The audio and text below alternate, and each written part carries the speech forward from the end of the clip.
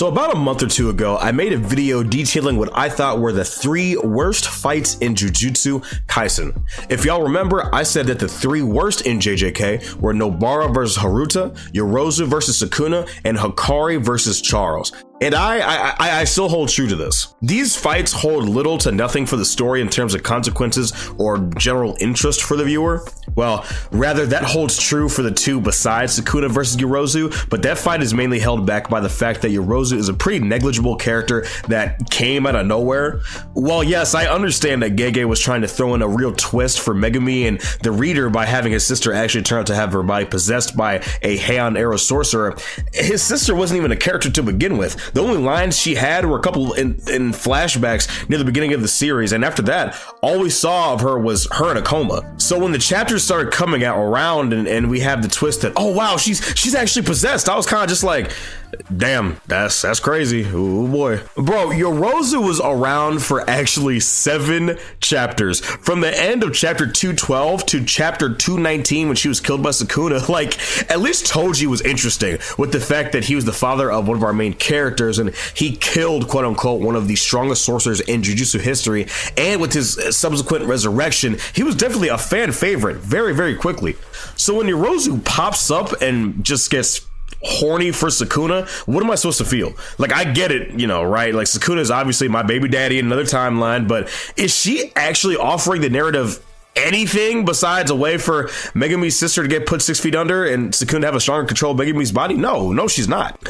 Enough Yorozu slander for this video. I might make a whole separate video for that another day. But today, what I want to talk about is what is widely regarded as the most disappointing fight in Jujutsu Kaisen. Well, second, because I could bring up Kashimo versus Sukuna, but that was about as expected if we're keeping it a bug, if we're being honest. Today, I want to discuss Yuki versus Kenjaku and Yuki's subsequent defeat at the hands of our main antagonist. So as for discussing Yuki herself, we actually had several positive interactions with her revolving around her presence in the story. The first ever glimpse we got of Yuki was in a flashback revolving around Todo when he was a 3rd grader after beating up on an upperclassman. Yuki found Todo and asked him her signature question that he also asked everyone when he meets as well: what kind of girls do you like? She then went on to mentor Todo and train him up to be the current grade 1 sorcerer that he is, or was rather, unfortunately. I genuinely hope that Gege didn't sideline Todo for the remainder of the story. I, amongst many others, feel that Todo adds a ton of fun and great character moments in every scene that he's in. I mean, him teaching Yuji what the Black Flash is and fighting Hanami alongside Yuji, him saving Yuji's resolve, as well as his life at the end of the Shibuya incident, and his goofy infatuation with the idea that Yuji is his blood brother. Like, yeah, man, everybody loves them some Todo. So hopefully Gege decides to have him contribute once again, but with the way Gege just treated me, back to the topic at hand. Yuki is hyped up as one of the 4 special grade sorcerers associated with Jujutsu Tech, the other 3 being Gojo, Geto, and Yuta. Now, all 3 of these other special grades have a crazy amount of feats and story consequences that follow them separately. Geto, as a teenager, was a special grade, and as he had time in Jujutsu society, he began to hate and resent non-sorcerers and refer to them as monkeys after his defeat by the hands of Toji Zenin. After committing mass murder and trying to steal Rika from Yuta Okotsu, he ended up getting killed by Gojo and his corpse was stolen by Kenjaku. And now Geto is currently the face of the antagonist for Jujutsu Kaisen. Well, not really anymore, considering that Yuta kind of stopped that last chapter, you know, with that home run he hit on him. As far as Gojo, besides having the most annoying fan base in my recent memory, is one of the strongest sorcerers in Jujutsu history. And besides Sukuna, is widely revered as the most prolific and powerful sorcerer in the modern age, and for very good reason. Both the Limitless and Six Eyes give him an incredible amount of curse energy. He's able to see curse energy itself, similar to the Byakugan, and with red, blue, and hollow purple at his disposal, combined with the reverse curse technique regeneration he has, and arguably one of the scariest domain expansions in the series, yeah, Gojo is pretty damn strong. The narrative consequences of his very presence, with curses becoming stronger over time because of his birth and the Shibuya incident, the best arc in Jujutsu Kaisen, of course, being revolved around his ceiling, and one of the hypest reveal nights with his return to the series, and us getting the most hyped fight of the decade in terms of modern shonen with his duel against Sukuna. Yeah, dude, Gojo contributes a significant amount to the series. There, I got my Gojo glazing in for this video. Are you happy? Now you Gojo stands can shut the fuck up in my comment section every time I even think about saying that he's not Jesus Christ himself. Yuta is a massive powerhouse in the series. The whole prequel was about him becoming a competent sorcerer and understanding his place in the world, and he had one of the most badass re-entries to the story I've seen in recent memory, and has won every single fight that he has participated in. Like, man, is literally like 4-0, like no bullshit. Like, Yuta's stats are fucking crazy, bro. So when we talk about Yuki, now Yuki does have some narrative consequences and effects surrounding her. She trained Todo, as previously mentioned. She saved the remaining Jujutsu sorcerers at the end of Shibuya from Orame's attack, and she was one of the people who decided to confront Geto on his ideology while he was having his existential crisis from suffering defeat at the hands of Toji. Now, some people say that Yuki pushed Geto into his insanity, but people really got to understand that he was so far gone that he was going to go down that road regardless of how many people attempted to deny it or try to convince him otherwise. Like, there is no blame for her having this conversation with him, being like, yeah, your plan could work, but also blah, blah, blah, blah, blah. And here's my point. Like, no, he was going to do it no matter what. He was going to find a conclusion to his theory. So going into the fight against Kenjaku, a ton of people were excited to see just how she gained her special grade status and what kind of work she was going to put in against this terrifying threat to humanity. So when she first arrives on the scene to defend Tengen against his assault, she saves Chozo's life and switches places with him. Kenjaku immediately decides to play it safe and summons an Asian divine curse that allegedly uses concepts against curse technique targets. And Yuki decides to turn herself into Miracle Man Messi himself and punch the ever-living shit out of Garuda and one-taps the special grade that Kenjaku summons. Which is honestly a real shame because I really dig the design for this thing. I love it. Kenjaku is shocked to see that this thing goes down so quickly, and Yuki immediately goes for close quarters combat as she explains that her innate technique is mass. She refers to this technique, mass, as being Star Rage. Star Rage is a technique that only affects Yuki and Garuda, the fish-like Shikigami that stays with Yuki, and it allows her and Garuda's impacts with anything they collide with to have devastating amounts of force. We actually see that Kenjaku's right hand was blown off and a severe compound fracture was given to his left hand as well. Kenjaku and Yuki size each other up as they attempt to understand how the other will respond to their own attacks, and they both end up getting pretty annoyed with each other because they know just how scary the other one is.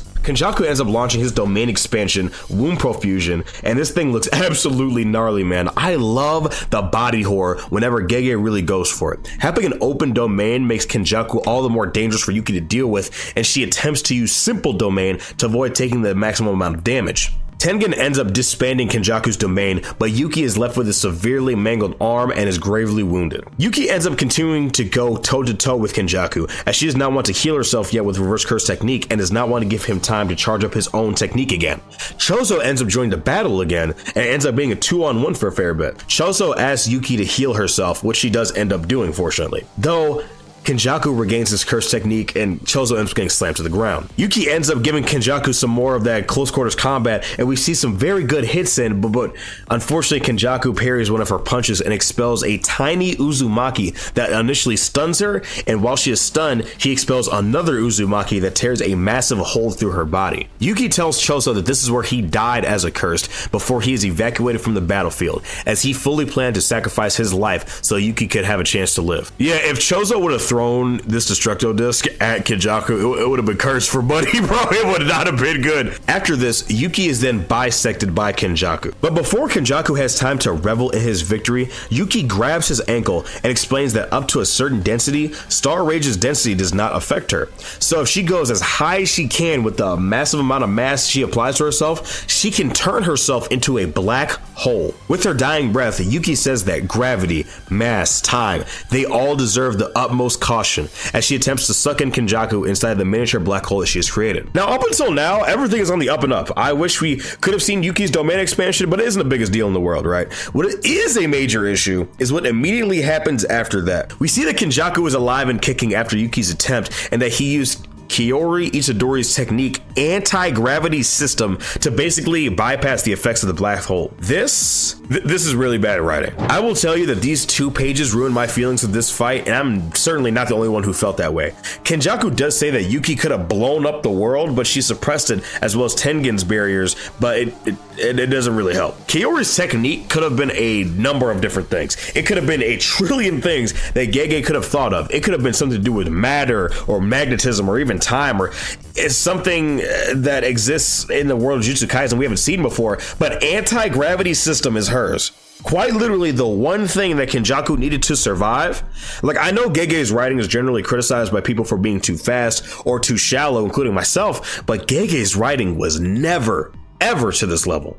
Having your main villain have a move in his pocket that will instantly take care of something that could kill him is incredibly lazy. It's not even a Chekhov's gun situation or anything, because nobody in the Itadori family was mentioned to even have a technique, and never mind something that had to do with gravity. Now, I know a lot of people are trying to push this narrative recently that Gege is a misogynist now, which is just blatantly untrue. Like, people are memeing with this whole Maki is the only good female character in Jujutsu Kaisen, but the other female cast members are plenty okay in my opinion. I joke about Mei being, you know, a fucking weirdo, but she's pretty fun and she's actually extremely intelligent. Honestly, with this new chapter, I'm sure Gege has something planned for Miwa. It just wouldn't really make sense for Gege to just plop her in there, prepared to fight, if she just is not able to swing a sword or anything. So I think he's got something cooking. Let him cook. Let him cook. Takaka Oyuro is a great threat to Yuta, and her power set is very interesting, as well as her design. Nobara was a very good character in my opinion as well, and Yuki is certainly no slouch either. Yuki is extremely intelligent, as her conversations with Geto and Kenjaku both reveal that she yearns for a world without cursed energy and prefers to do things her own way rather than do the bidding of the higher-ups at Jujutsu Tech. She is a massive powerhouse in terms of close quarters combat. Now, what I say is it a stretch to say that she is in a strictly hand-to-hand scenario. Is she within like top 3 sorcerers currently on the hero side? No, that is certainly not a crazy thing to say. And I'll tell you what, she's not top 3, she's top 2, and I'll let you figure that out. Mass and her Shikigami Garuda are both incredibly interesting, and her resilience in battle is something akin to Miriko from My Hero Academia. But when we don't get to see her domain expansion, that's already a bit of a shame, because domain expansions are a signature staple of the series. Like, look at the hype when Higurama launched his domain. He had just started. Like, the whole courtroom setting, it's pretty cool. It's really neat. It's nifty, right?